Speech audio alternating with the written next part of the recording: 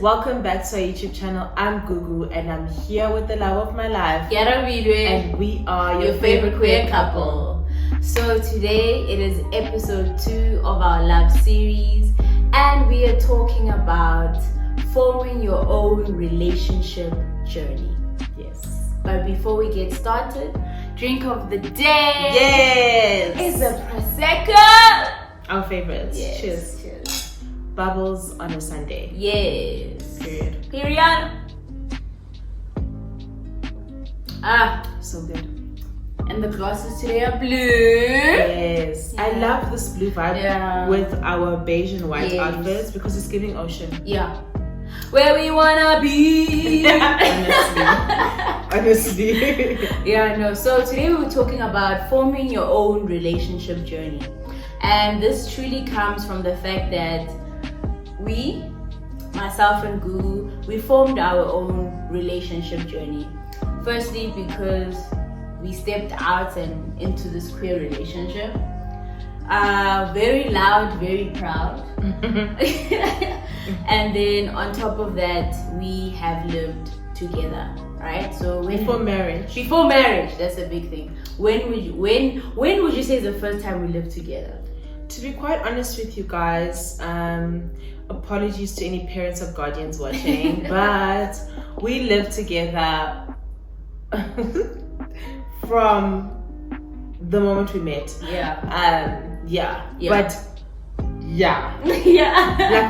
we first met, we stayed at the same res, and then she was a second year, I was a first year. So I had a roommate, so it wasn't really she couldn't come over as much. So I'd always go to her room, I'd sleep over, I'd eat breakfast there sometimes. That's when I introduced Gugu to Muzi. Yeah, because that was only in her fridge, in her cupboard, and then in her fridge was yogurt. And I was like, oh, is this what you have at breakfast? She was like, yeah, you should have some. And I was like, I don't eat muesli. And she's like, no, just have some. Then I had breakfast there on, and then I liked muesli. Yeah, no, because I didn't have the breakfast option at Res. Always felt like I'm not gonna wake up anyway. I get it, because I always missed it. And I had a fridge, a nice bar fridge. That was our little home. That was our first home. Please, a res room. But that's the shit. I slept over a lot, but still then there were boundaries. I would still sleep in my room majority of the time. She would sleep in hers, but it was like more sleepovers. So we can't count that. That was more sleepover era. Yes, that was our sleepover era. We love that. And then when we truly, actually, I would say we lived together was when it's actually when I was in third year. Your apartment. And then I got an apartment. I had my friend was my flatmate. Yes. And then she would come over almost every day. Basically lived there. I don't think we could call it coming over. I moved my clothes slowly but surely, like 2 jeans, then a top. Then the whole closet. Because I need to be able to look. I need to wear different clothes on campus every day. So let me bring, and even did my laundry there.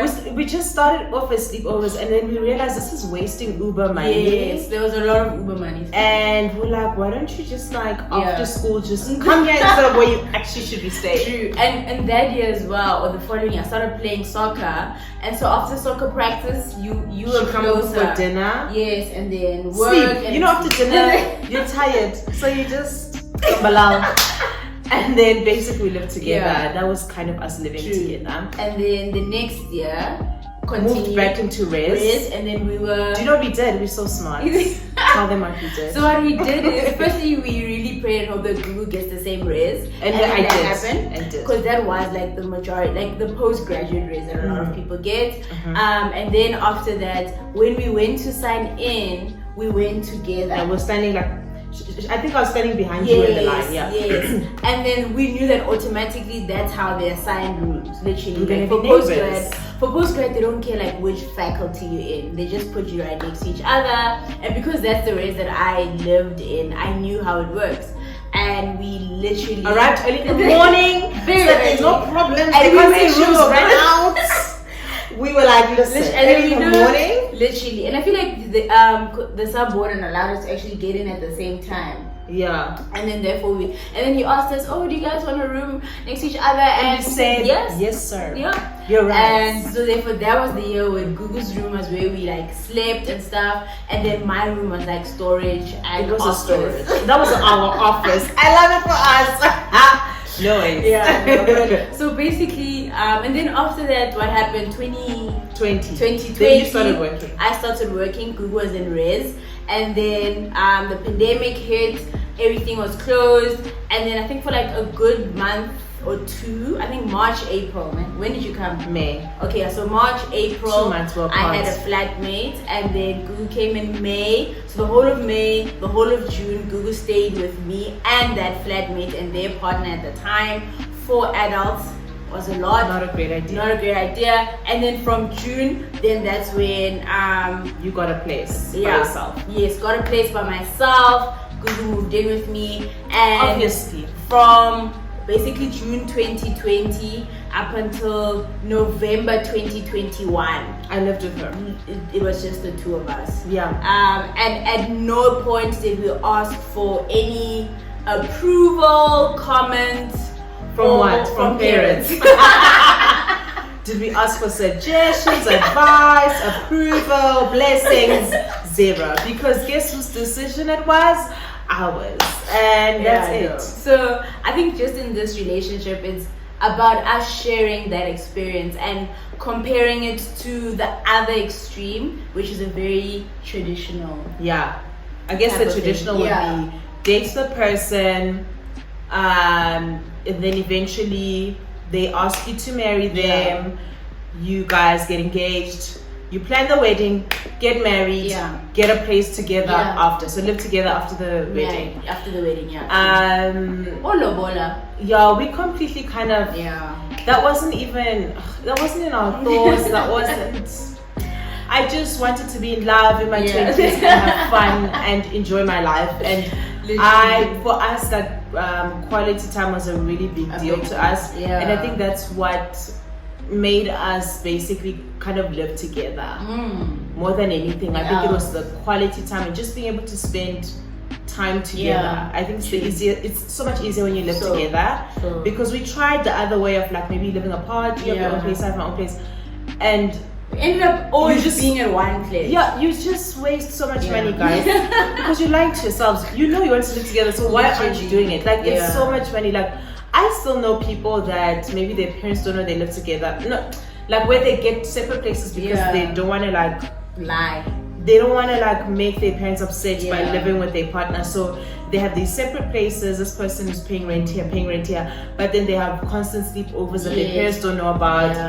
And then they always have to be driving to the other person's house, forgetting something. Like baby, if I told you how much money you wasted, I think you would puke. You'd cry. Because it's so much money you guys could have used to go on holiday. Stop it. I just think for us it just never made financial sense. If you're gonna want to see each other every day, just live together. Please, for my sake.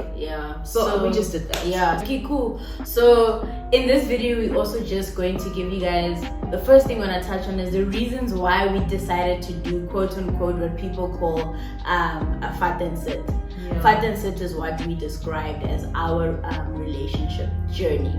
Alright, so Google already said one that I really do agree with or two actually. Number one was the fact that quality time is the easiest way to really spend a lot of time with someone, and someone that you enjoy spending time with.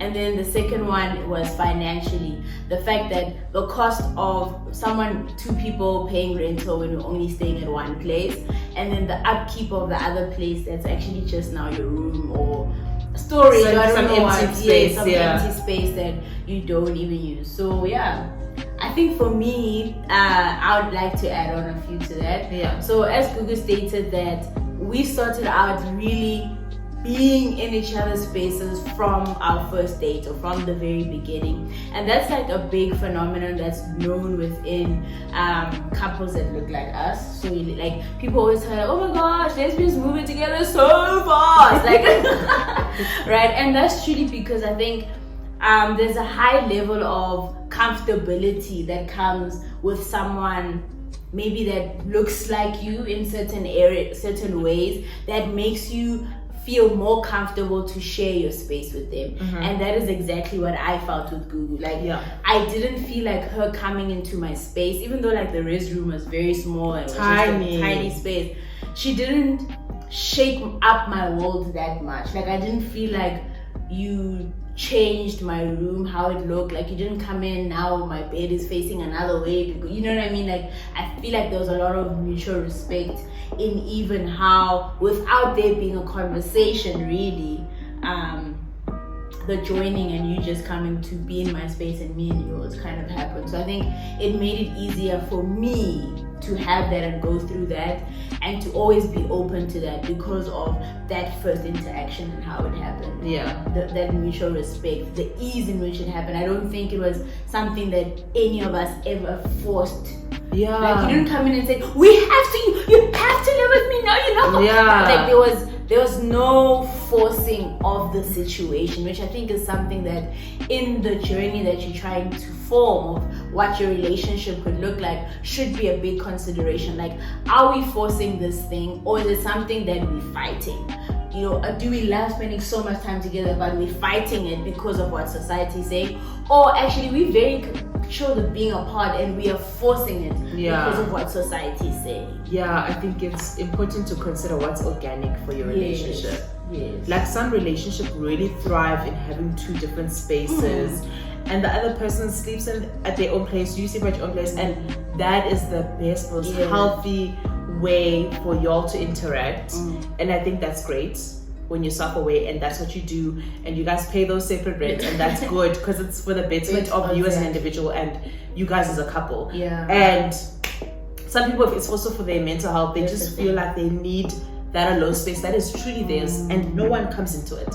And I think that's great. And it's also great for the people that feel like, I want someone in my space. I want the person I'm dating to live in my space with me. I want this to feel, for it to feel like a home to me. I want the person to live in it with me.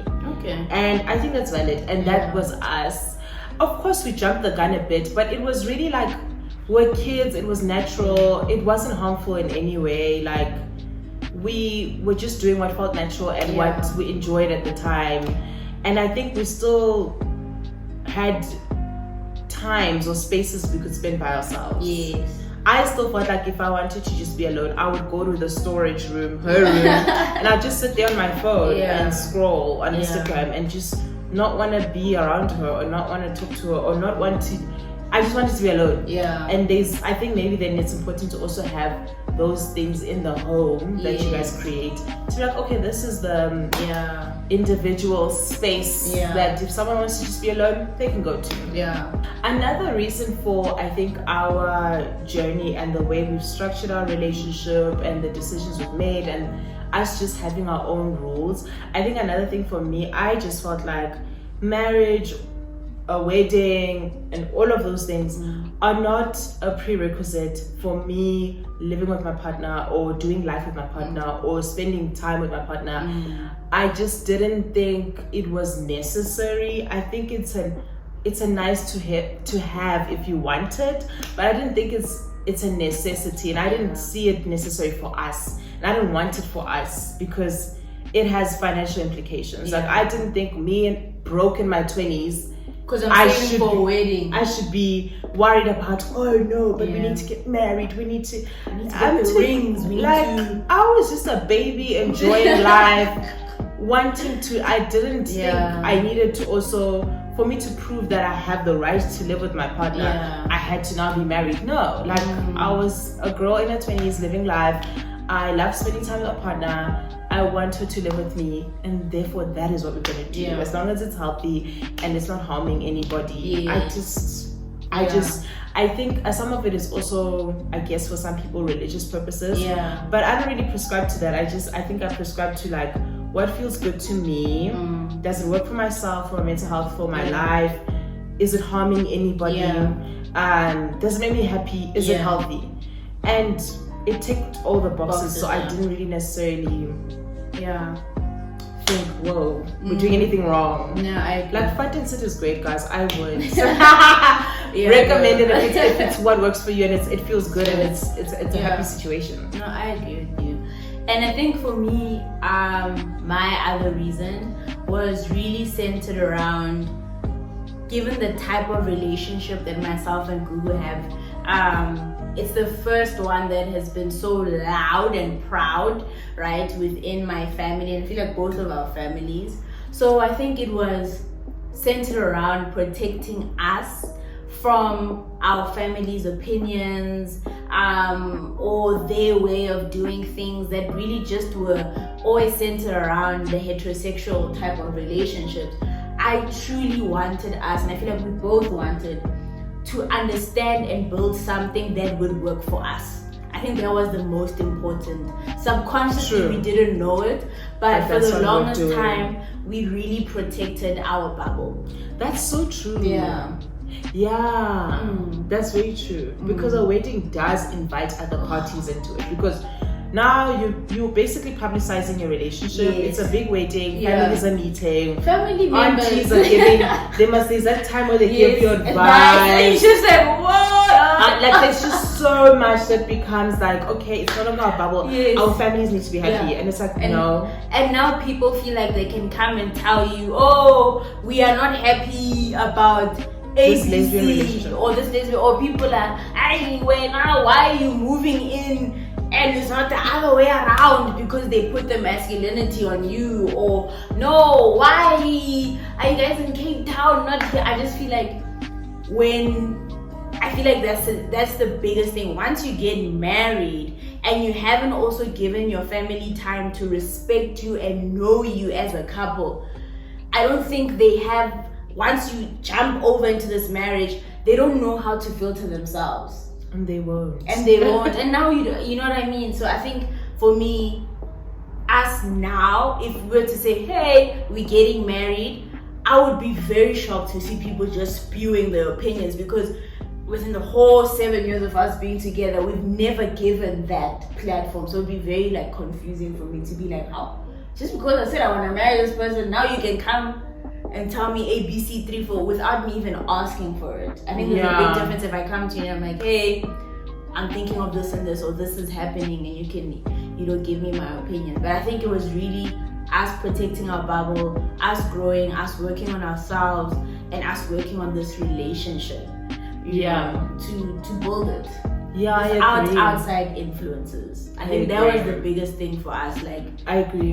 And I do think it's kind of also different for queer relationships. Like we have way more things to consider, and just like the homophobia is rife, honey, up and about in the families. It's a lot. Even if your core family has accepted you and they love you, which is chef's kiss, love it for you. The problem is also your extended family. Now your parents, sisters, and their uncles and their aunts and their brothers suddenly know about this relationship and they can have an opinion. I just think for us as a queer couple, even subconsciously, I think the whole marriage idea can just bring a lot of anxiety. Like, excuse me, what is lobola, honey? And who must come? Like, it's a lot. So I think just like living life and doing you and avoiding that part, or not even avoiding it, just saying it's not important right now. Or at all, ever. It might never be important. I think is actually like also a powerful decision that you can make and live your life. Because I think at the end of the day, you only have one life, right? And time is continuously moving. And I'm a firm believer, when I stepped into my queerness and into this relationship as well, I stepped into my queerness with the thing of, this is my life, I'm going to live my life. Like, I'm not going to allow other people to stop me from living my life while they're living theirs. Absolutely. You straight, you're happy, right? So you can't be affected by me wanting to live my life. And I think that's how I've always moved through things. Like, that's why I can easily be like, not my tea, not my cup of tea. No, you're lying, it's not important, or whatever. But I think it's also something that I feel like straight couples, interracial couples should also stand up and start doing. Like, as individuals, stand up and decide, what do I want? Don't think, what does my mom want? Yes, no, it's not important. It's not important, because at the end of the day, it's your life. you know, that should be considered. Yeah. So now that we have shared our key reasons of, now that we're reflecting, we did it subconsciously, but now as we reflected, we know why we did it. Why did Fat and Sit? Say it. Why give it a name? You left Fat and Sit there, right? I think the big question is, would you suggest it to someone else? Someone comes, they're asking for advice. Would you suggest Fat and Sit to someone else? To be honest, I would not only suggest it, I would advise, I would strongly advise it. Because and people can fight me if they want. I'm open for fighting. Fight me in the comments if you want. Let's go. But I just feel like I would never advise anyone that I love or anyone that comes to me to marry someone they have not lived with. Because baby, there's just so much that you learn. Too much. There is so much that you learn. And marriage is really a hectic contract. It is a big contract. It is a very restrictive contract. It has lots of T's and C's. A lot. It's very binding. And I don't think you should get into it lightly. And I know you can love someone. I know you can love them. I know you can think they're beautiful and they're amazing. They're your partner, they're your soulmate. Agreed. I love it for you. Happy for you. But I do think living with someone can give you a different perspective. You know what? Clarity is the word. Is clear to see. Exactly. It can give you clarity. It can give you a different perspective. It can make you think, oh, maybe I don't want to spend my life with this person. Maybe our relationship was more of a seasonal one. And you know what? I'm glad I didn't marry them. Let's move on with life. You know what I mean? But I just think, I don't know why we're not allowed to live with people that we're dating. Other than religious reasons. I think a lot of it is religious reasons. But that aside, I just feel like it's just a good way to further date and further know your person. And even if it's not about breaking up, it can also just be about having important conversations before you guys get into that binding contract. If you even decide to get into that contract. But it's just, I think a lot of women, a lot of heterosexual women have put themselves in really sticky situations just because they didn't live with someone before they married them. I just think there's also a stigma with divorce. Like, that's the thing. People don't want to divorce now, and then it's like, now I feel stuck. But it's like, I think then just live with someone, and so that you just avoid just realizing things when it's too late. That's the thing. I mean, for me, it's never too late. You can get a divorce anytime. But for a lot of people, there's stigma. For a lot of people, there's stigma. So for that, I would just say, please, baby, why don't we just get a little cute apartment and then see how that goes. And then if you still want to get married, amazing. Happy for you. True. I think for me, I'm a big person. Two things you must always know about me when I make a decision. It must always be an informed decision, right?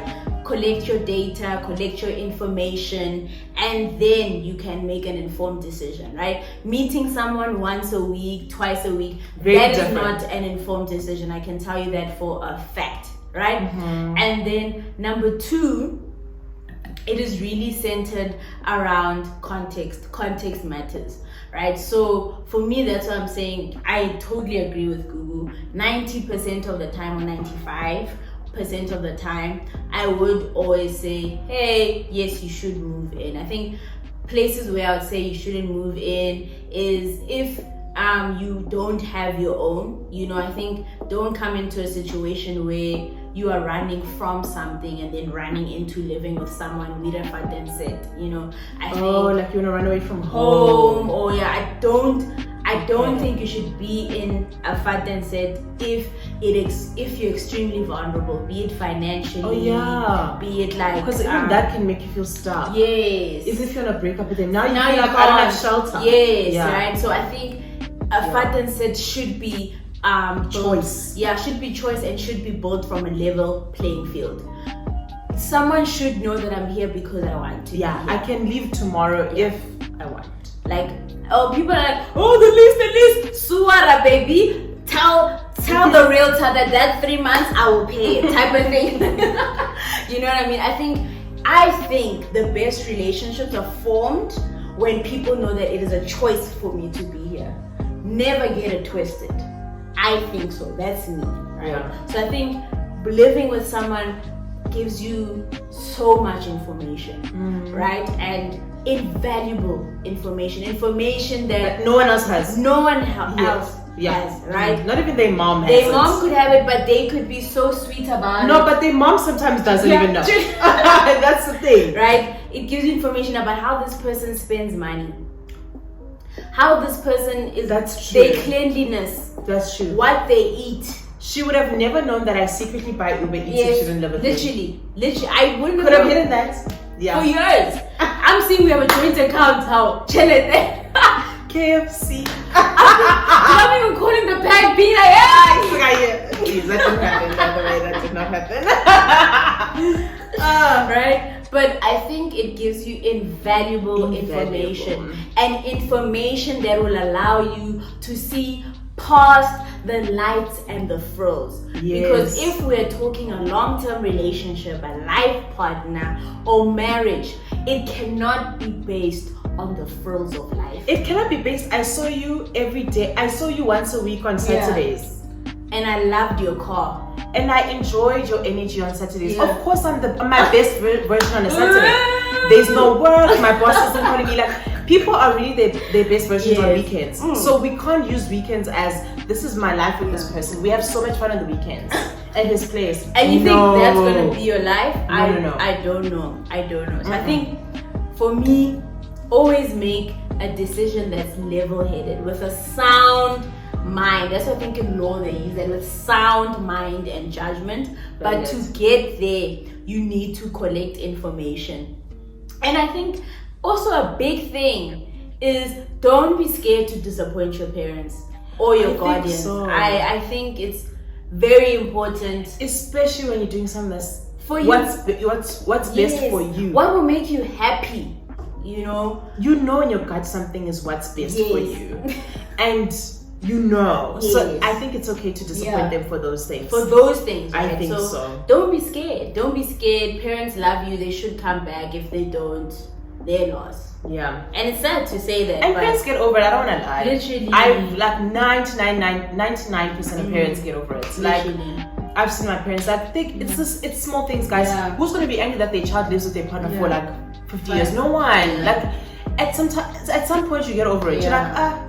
You're like they seem happy. Yeah. So I guess it's cool. Yeah. So I think that's my thing. Like, especially to having this love series and this conversation was really centered around us sharing our love journey and saying, hey, it's open to you too. Yeah, right? And our experiences of it.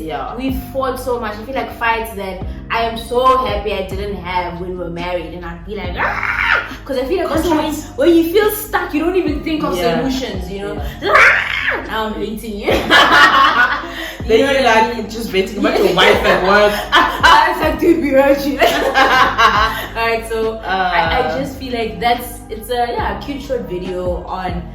One more thing before you conclude. I can see you're wrapping up.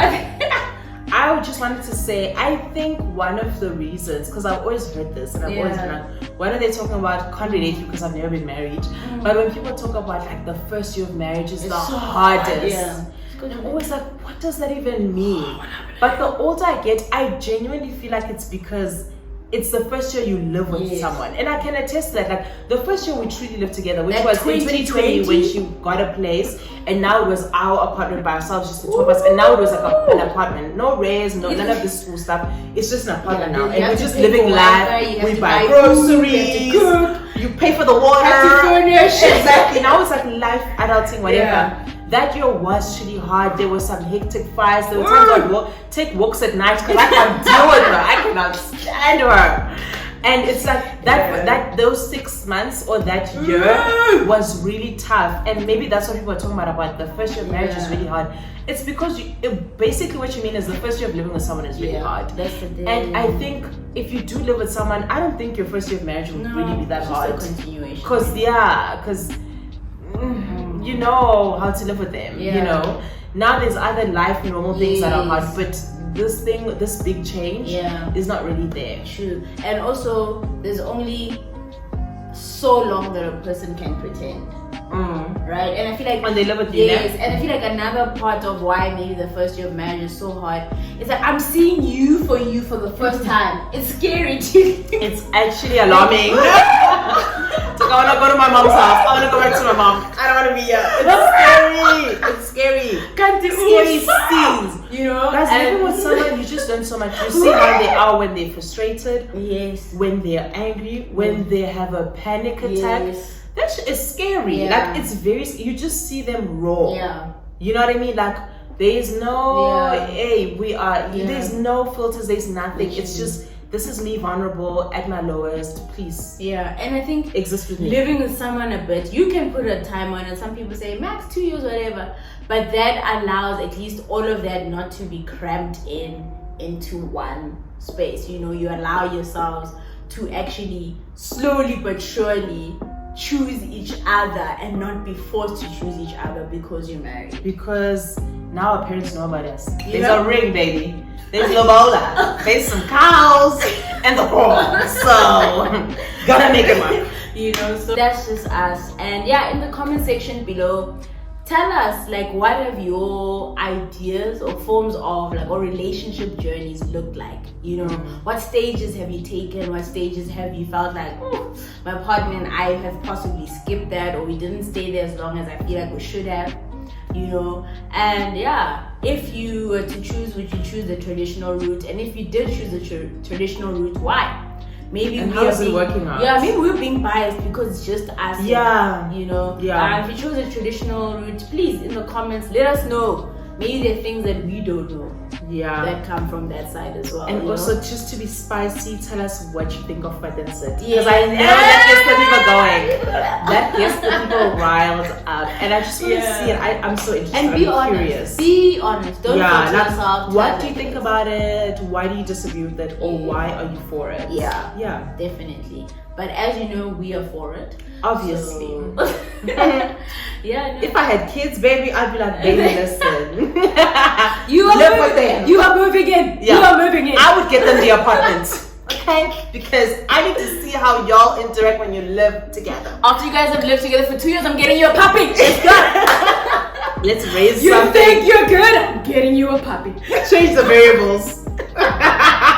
After 5 years, then my child can tell me they want to get married. Yeah. None of this. Yeah. Someone come and tell me after 2 months, you mad. We'd be such innocent parents. Oh my God. Just throw a puppy in. Oh, your partner doesn't like puppies. Well, gotta deal with it. Yeah, y'all have to deal with it for real. Okay. Anyway, we're just being like now we're going on forever. What? Any final words? Closing? My final word is thank you so much for watching the video. And yeah, that's it. See you in the next one. Bye.